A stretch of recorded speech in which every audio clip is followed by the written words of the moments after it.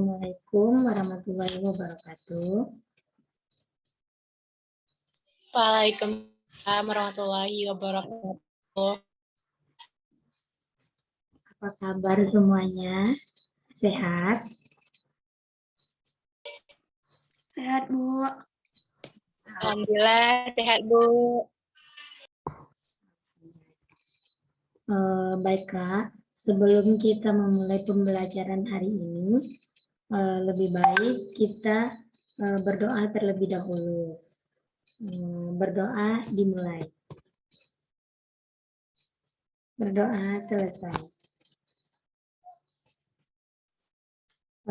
Sebelum kita memulai pembelajaran, Ibu absen terlebih dahulu ya. Yang pertama, Ermayanti Theodora Bakara hadir. Hadir, Bu. Selanjutnya, Lala Marcelina hadir. Hadir, Bu. Alhamdulillah hadir semuanya ya. Sebelum kita mempelajari tentang globalisasi, Ibu mau tanya nih, apakah anak-anak tahu apa itu globalisasi?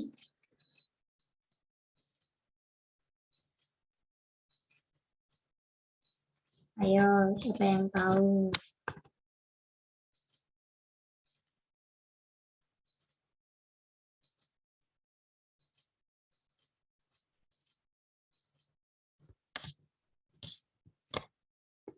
Tidak ada yang tahu ya. Baiklah. Ibu akan menjelaskan globalisasi adalah proses mendunianya satu hal sehingga batas antara negara menjadi hilang. Nah, negara di dunia saat ini tidak dapat hidup sendiri dan saling mempengaruhi. Keadaan ekonomi dan politik suatu negara dapat mempengaruhi keadaan ekonomi dan politik negara lainnya. Hal tersebut menunjukkan bukti adanya proses globalisasi. Pengaruh globalisasi ada yang positif dan negatif. Kalian harus dapat membedakan di antara keduanya agar tidak merugikan diri sendiri. Selain itu, kalian juga harus memiliki kebanggaan terhadap kebudayaan Indonesia, melestarikannya, dan memperkenalkannya di dunia internasional.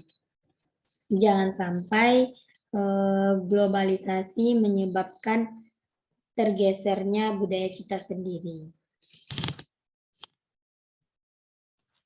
Nah, selanjutnya Ibu akan membahas apa itu globalisasi. Ibu akan menampilkan PPT untuk pembelajaran kita hari ini.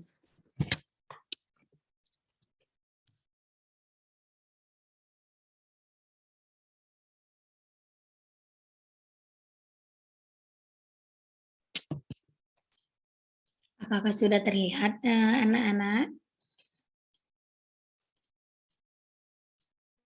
Sudah, Bu. Baik. Yang pertama itu pengertian dari globalisasi. Globalisasi adalah proses ketika dunia menjadi seragam karena terhapusnya identitas dan jati diri. Contohnya, dewasa ini masyarakat lebih mengenal kebudayaan yang sudah mendunia seperti dansa dibanding kebudayaan lokal seperti Jaipongan atau yang lainnya. Perkembangan teknologi yang terjadi di dalam globalisasi memunculkan banyak alat-alat canggih yang kemudian menjadi suatu kebutuhan bagi masyarakat di seluruh dunia. Nah, contohnya yaitu televisi dan mobil yang memudahkan manusia dalam berkomunikasi dan bepergian. Dengan semakin canggihnya benda-benda tersebut, jarak dan waktu semakin pendek. Inilah yang dimaksud bahwa globalisasi dapat memperkecil dunia. Nah, selanjutnya yaitu penyebab globalisasi. Tuhan memberikan akal pikiran yang sempurna untuk manusia yang membedakan manusia dengan makhluk lainnya. Kesempurnaan akal dan pikiran manusia tersebut menyebabkan manusia selalu bertanya-tanya tentang hal yang tidak dimengerti yang terjadi di sekeliling mereka. Misalnya, apa yang harus dilakukan untuk mencapai jarak yang jauh dalam waktu yang singkat? Adakah cara untuk menyampaikan pesan dengan cepat? Bisakah manusia menginjakkan kaki di bulan? Pertanyaan-pertanyaan tersebut menyebabkan berbagai penelitian dilakukan sehingga memunculkan berbagai penemuan, baik ilmu pengetahuan maupun alat-alat yang dapat mempermudah kehidupan manusia. Semakin lama, pengetahuan manusia pun semakin berkembang dan berbagai alat canggih pun tercipta. Perkembangan berbagai macam ilmu pengetahuan seperti perekonomian, informasi, telekomunikasi, dan transportasi inilah yang merupakan penyebab adanya globalisasi. Bisa dikatakan, proses globalisasi tidak akan pernah berhenti selama manusia masih ada. Selain hal positif yang kita peroleh dengan adanya globalisasi ini, hal negatif pun tidak dapat kita hindari. Nah, selanjutnya dampak globalisasi. Adanya globalisasi menimbulkan dampak terhadap kehidupan, di antaranya yang pertama gaya hidup, sandang pangan, teknologi informasi dan komunikasi, serta transportasi. Untuk mengetahui lebih lanjut, mari kita pelajari uraian berikut ini. Yang pertama, gaya hidup. Sebagai dampak dari adanya globalisasi, maka tuntutan dunia akan kemampuan individu yang ada di dalamnya juga semakin bertambah. Nah, maka dari itu terjadi perubahan tentang pendidikan di dalam masyarakat. Pada zaman dahulu, masyarakat tidak terlalu mementingkan pendidikan. Hal itu sudah tidak berlaku lagi. Masyarakat modern berlomba-lomba untuk mendapatkan pendidikan yang setinggi-tingginya agar tidak tertinggal dari kemajuan yang ada di dunia. Sebagai contoh, bagi masyarakat pertanian pada zaman dahulu, menggarap lahan pertanian seperti sawah atau kebun cukup dengan peralatan yang seadanya. Asalkan tanaman bisa tumbuh dan menghasilkan sumber makanan. Namun, seiring dengan bertambahnya pengetahuan dan teknologi, hal tersebut sudah tidak berlaku lagi. Masyarakat petani sekarang tidak puas dengan hanya memakai alat dan pengetahuan yang seadanya. Banyak penemuan-penemuan penting di dunia pertanian yang jika kita tidak mempelajarinya, kita akan sangat tertinggal dengan yang lain. Untuk itu, mereka berlomba-lomba menggali ilmu sebanyak-banyaknya agar dapat lebih meningkatkan produksi mereka secara kualitas dan kuantitas. Peralatan sederhana pun mulai ditinggalkan dan menggantikannya dengan peralatan pertanian yang canggih dan modern.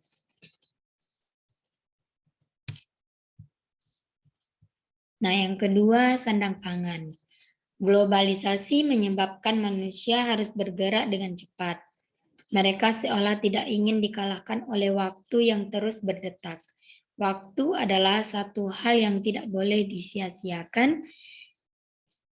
Di zaman sekarang ini, siapa yang menyia-nyiakan waktu, maka dia akan kalah dengan persaingan. Hal ini berpengaruh juga pada masalah sandang dan pangan yang digunakan oleh manusia. pakaian yang mudah dipakai, dan makanan yang bisa dengan cepat tersedia adalah pilihan pertama di era globalisasi ini. Selain itu, pemakaian pakaian khas Indonesia seperti batik atau merek-merek lokal sudah berganti dengan pakaian ala barat seperti jeans dan merek-merek luar negeri. Celana panjang yang dahulu sangat jarang dipakai oleh wanita sekarang justru menjadi pilihan pertama karena dianggap lebih praktis dan lebih memudahkan untuk bergerak cepat dibandingkan dengan rok atau gaun. Nah, begitu juga dengan makanan. Kini makanan-makanan cepat saji banyak bermunculan. Makanan yang dulunya hanya ada di dunia barat, kini sudah menyebar di seluruh dunia termasuk di Indonesia. Hampir di setiap kota terdapat restoran yang menyajikan makanan jenis ini dan semakin lama semakin digemari dengan alasan yang sama, cepat dan praktis. Kita hanya tinggal pesan dan dalam waktu kurang dari 5 menit, maka makanan tersebut sudah siap kita santap. Padahal jika dilihat dari segi kesehatan, makanan cepat saji dianggap sebagai makanan yang tidak sehat.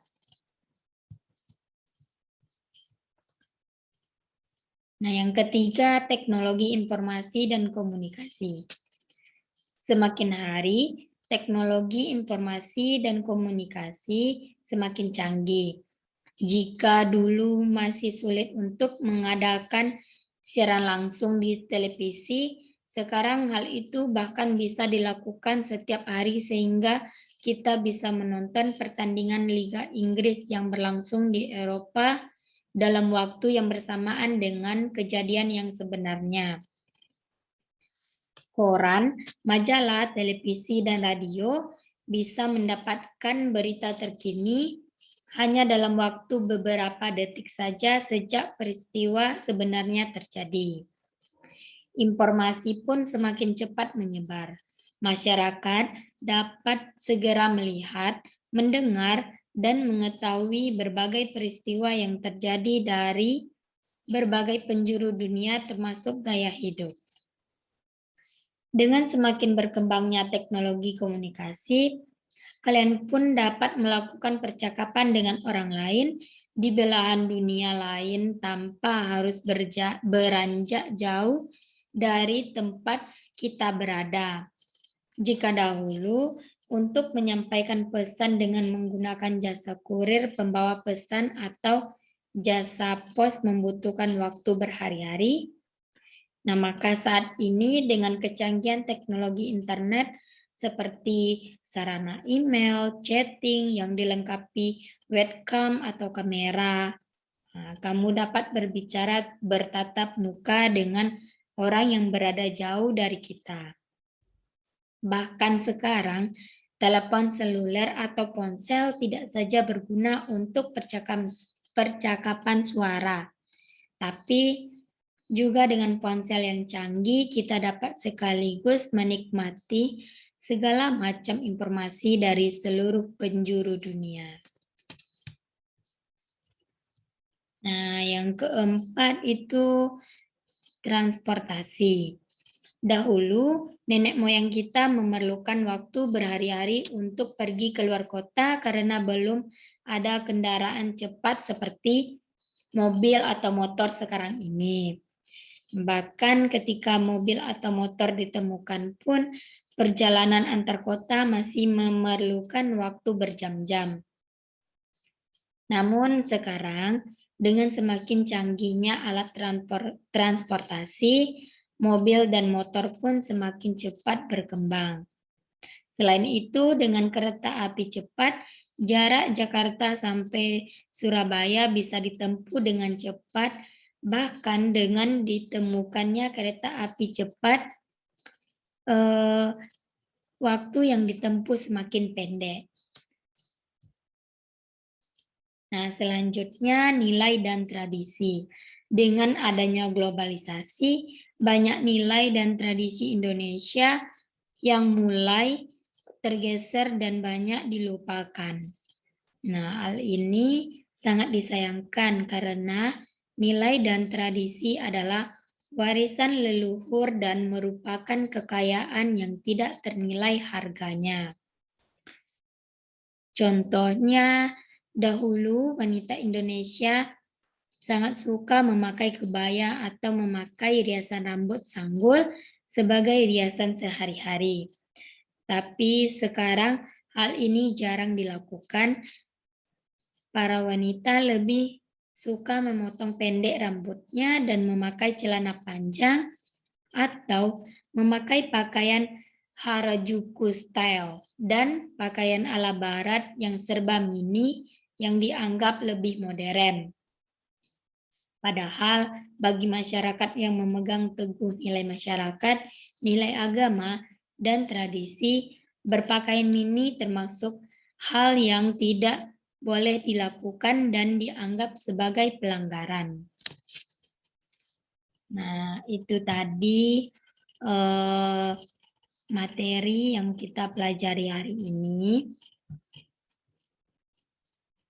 Nah, sebelum Ibu menutup pembelajaran hari ini, Ibu ada 2 pertanyaan untuk masing-masing anak-anak.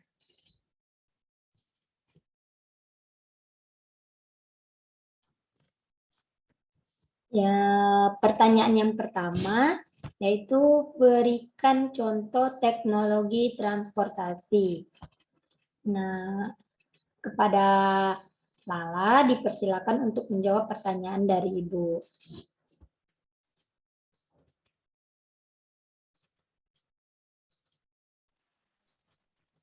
Izin menjawab, Bu. Ya, dipersilakan kepada Lala. Untuk teknologi itu pesawat, mobil, dan motor, Bu. Ya, betul. Nah, pertanyaan yang kedua, manfaat apa yang dirasakan dengan adanya kemajuan teknologi komunikasi? Kepada Ermayanti Theodora Bakara dipersilakan untuk menjawab.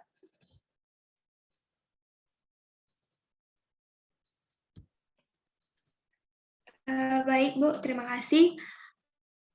Izin menjawab, manfaat apa yang dirasakan dengan adanya kemajuan teknologi komunikasi? Manfaat yang pertama, berkomunikasi menjadi lebih mudah dan cepat. Kemudian yang kedua, memudahkan akses informasi. Dan yang ketiga, mempersingkat waktu dan memangkas biaya.